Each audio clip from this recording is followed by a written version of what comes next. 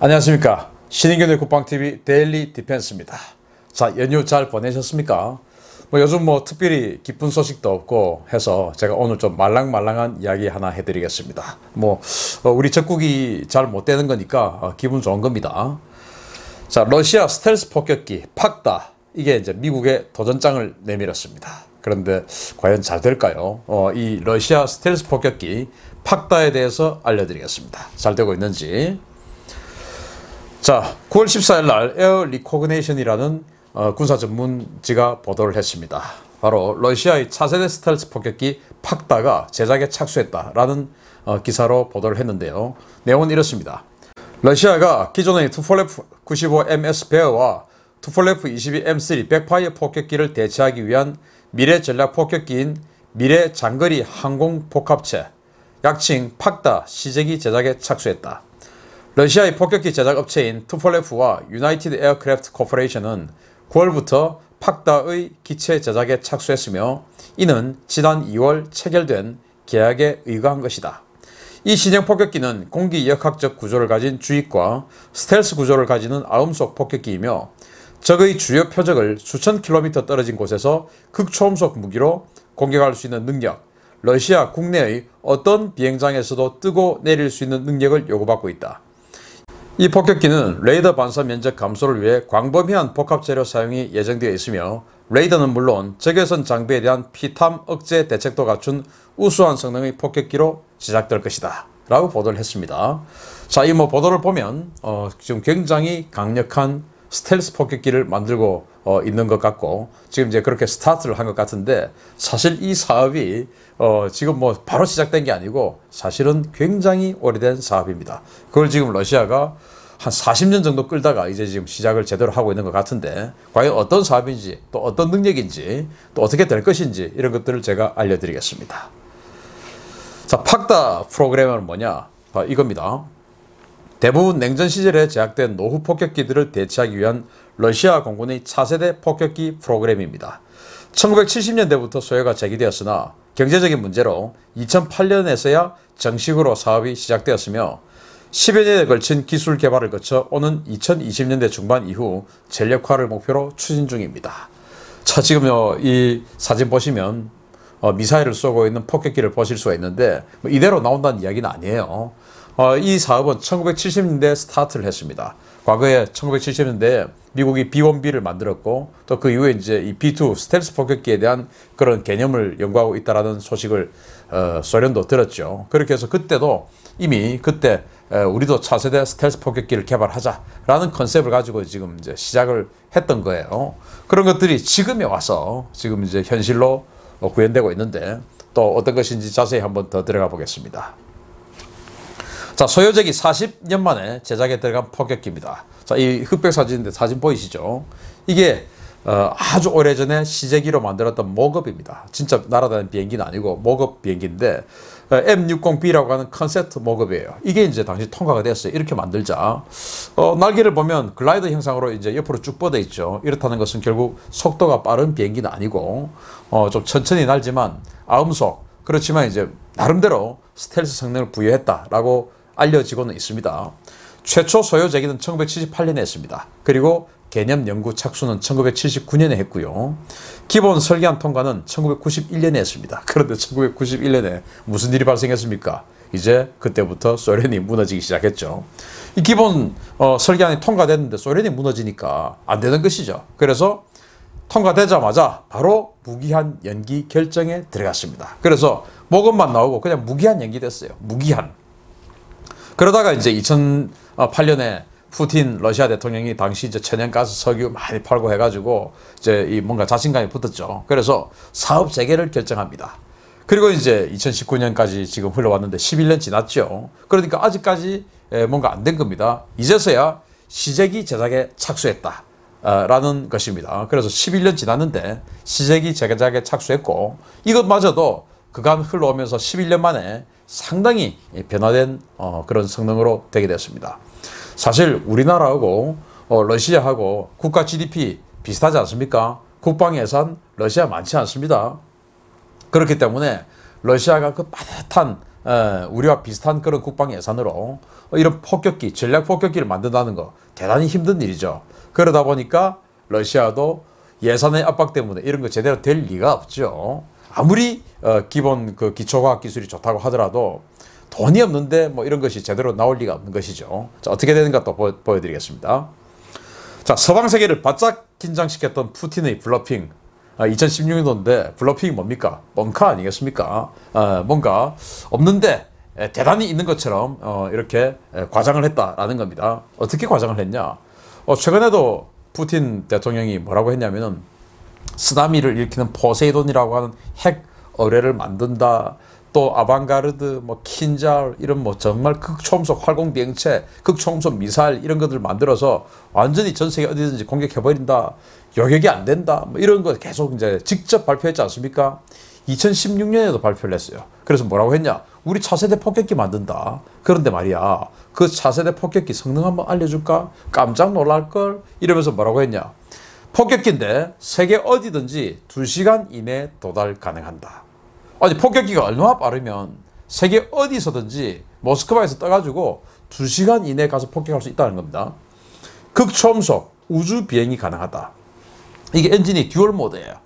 일단 극초음속으로 마하5로 달린다는 겁니다. 마하5로 세계 어디든지 다르고, 그리고는 이거는 이제 마하5로 이 지구를 돌 때는 공기가 필요하지 않습니까? 그리고는 우주 밖으로 나가는 겁니다. 우주 밖으로 나가면 공기가 없죠. 그때부터는 그냥 로켓 엔진으로 해가지고 우주 밖에서도 움직인다는 겁니다. 그렇게 해서 듀얼 모드 엔진, 우주 밖에서, 대기권 밖에서 움직이는 엔진, 그리고 대기권 내에서 움직이는 엔진, 이렇게 해서 대기권 내에서 움직이는 그 엔진만 하더라도 속도가 마하5, 이렇게 이야기를 한 겁니다. 푸틴 대통령이. 그리고 극초음속 초정밀 미사일을 탑재한다. 근데 너 다 죽었어. 이제 이런 거죠. 서방 측의 모든 방공망을 극복할 수 있다. 그러니까 스텔스 뭐 이런 것들로 인해서 서방 측에 있는 사드나 이지스 어쇼어 또는 이지스 레이더, 그리고 뭐 여러 가지 그 방공 레이더들 있지 않습니까? 패트리어트 레이더, 이런 것들을 전부 극복할 수 있다. 안 보인다. 이제 이렇게 한 거죠. 이걸 2016년 9월에 아미 2016 국제군사기술 포럼에서 푸틴 대통령이 직접 이야기했어요. 세계가 깜짝 놀란 겁니다. 야, 러시아가 다시 옛 소련의 그 군사 지위를 이어받나? 야, 큰일 났구나 하는 생각에 된 겁니다. 그런데 알고 보니까 블러핑, 즉 뻥카였던 겁니다. 어떻게 뻥카냐? 이 이야기를 한 직후에 바로 TU-160M2 재생 결정을 내립니다. 바로 2016년이죠. 이게 그래서 이제 2017년 11월 18일 날 등장했는데 뭐냐면은 허풍과 다른 현실입니다.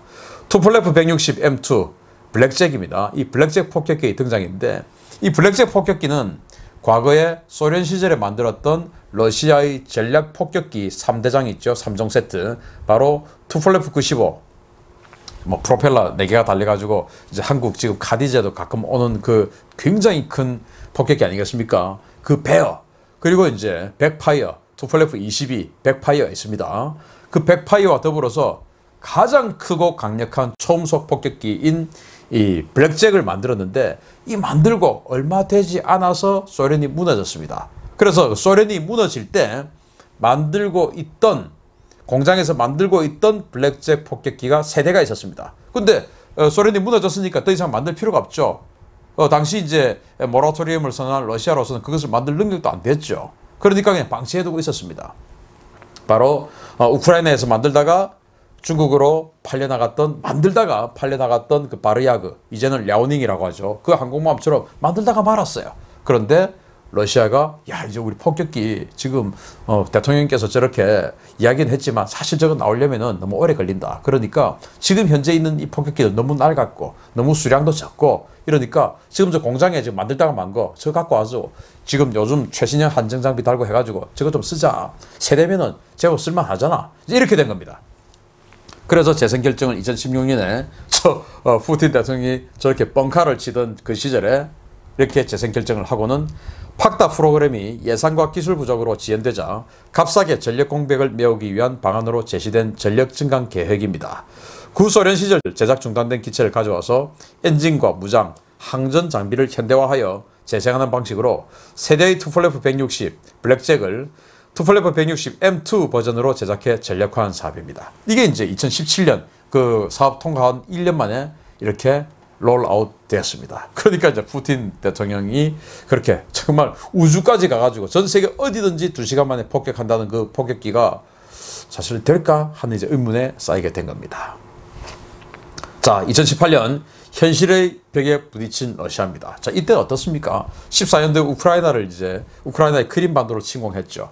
미국이 완전히 제재를 하기 시작했죠. 그러니까 러시아 경제가 허덕허덕합니다. 그때 2016년도에 푸틴이 그 크림반도를 뺏고 나서 미국이 제재하고 하니까 나 죽지 않아 하면서 저 이제 팍다 프로그램을 우주까지 간다 뭐 이런 이야기를 했는데 2018년 정도 되니까 이제 러시아가 허덕허덕 하는 겁니다.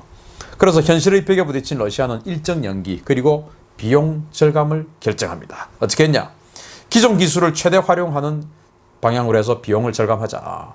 뭐 새로운 신기술 이거 하면 너무 돈이 많이 드니까 기존에 있는 기술 사용하자. 이렇게 됐고요. 전용 엔진, 아까 말씀드린 듀얼 엔진, 대기권 내에서 마하오로 나르고 대기권 밖으로 가서 그냥 우주 비행체가 되는 그 전용 엔진 포기하자. 이거 너무 돈이 많이 든다. 이거 새로 만들려고 하니까. 그래서 AL-41이라고 수호이 35 전투기에 탑재되는 그 AL-31 엔진을 4개를 갖다 붙입니다. 수호이 35에 그거 2개가 붙지 않습니까? 그 4개를 갖다 붙이는 쪽으로 방향을 선회합니다. 그러니까 마하5 또 우주비행 다 포기한 겁니다. 그리고는 이제 전력화 일정을 3년 연기를 했습니다. 이렇게 완전히 비용을 축소하는 방향으로 결정했어요. 그리고는 푸틴이 공언했던 그런 성능은 백지화됐습니다. 최대의 목표는 러시아판 B2입니다. 그런데 B2만 해도 얼마나 대단합니까? 지금 이 모습이 가장 최근에 공개된 그 축에 속하는 그런 CG예요. CG도 제가 뭐 여기다 보여드리고 막 이렇게 하지만은 어느 것이다라고 이야기할 수는 없어요. 왜? 자꾸 바뀌니까. 그런데 이게 가장 마지막에 쯤에 지금 최근에 나온 CG 중에 하나예요. 뭔가 좀 가오리처럼 생겼는데 가오리 그러면 이제 우리가 B2 연상하지 않습니까? 그래서 러시아판 B2가 최종 목표가 아닐까라고 생각하는데 B2만 해도 얼마나 대단합니까? 자, 최대 이륙 중량이 120톤 미만 그리고 속도는 아음속이죠. 당연히 무장 탑재 능력은 최대 30톤 미만입니다. 30톤 미만의 무장을 탑재를 하고 폭격을 하는 거예요. 최대 항속거리는 12,500km 그리고 전력화 목표 시기는 3년이 연기가 되어서 2027년 이후라고 되어 있는데 저는 2027년에 이게 될까? 저는 힘들다고 봅니다. 아마 여기에서부터 다시 10년이 지나도 힘들지 않을까라는 생각을 하기도 하거든요. 자, 원래는 대기권 내에서 마5로 나르겠다. 그리고 우주비행을 하겠다라고 했는데 이제는 마5는 고사하고 초음속도 안 되고 마1도 안 되는 아음속입니다. 이렇게 스펙을 완전히 낮추었어요. 그렇게 해서 그냥 스텔스성을 극대화시키자. 그래서 좀 B2처럼 천천히 나르더라도 가서 그냥 우리도 좀 때리면 되지 않느냐. 우리 킨잘, 아방가르드 이런 극초음속 미사일 있지 않느냐. 이거 가지고 때리자. 이제 이렇게 그 능력을 다운시킨 거예요. 뭐 현실 감각이 돌아온 거죠. 자, 이렇게 말이죠. 러시아가 미국의 차세대 폭격기, 즉 사진에 보이는 이 B-21, 이 차세대 폭격기를 따라하다가 가랭이가 완전히 찢어질 것 같습니다. 미국은 B-1B 그리고 B-2 이 2개를 대체하는 B-21 차세대 전략 폭격기 사업을 하고 있죠. B-21 이 레이더 그 사업을 하고 있는데 이거 지금 아주 수당하고 있습니다. 이 레이더 같은 이 B-21 같은 경우는 뭐 성능이 B2 플러스 그리고 거기다가 아주 적은 운용 유지 비용 그리고 엔진은 F-35에 들어가는 엔진 2개 그렇게 해서 이 B-21도 사실은 있는 기술 그대로 사용하자 해서 가격을 확 다운시키자 해서 나오는 게 B-21이었는데 푸틴이 우크라이나를 공격하고 우크라이나의 크림반도를 병합시켜버리고 그리고는 이제 미국을 비롯한 서방 세계가 제재를 가해오자 나 죽지 않았어. 나 건드리면 가만 안 둘 거야.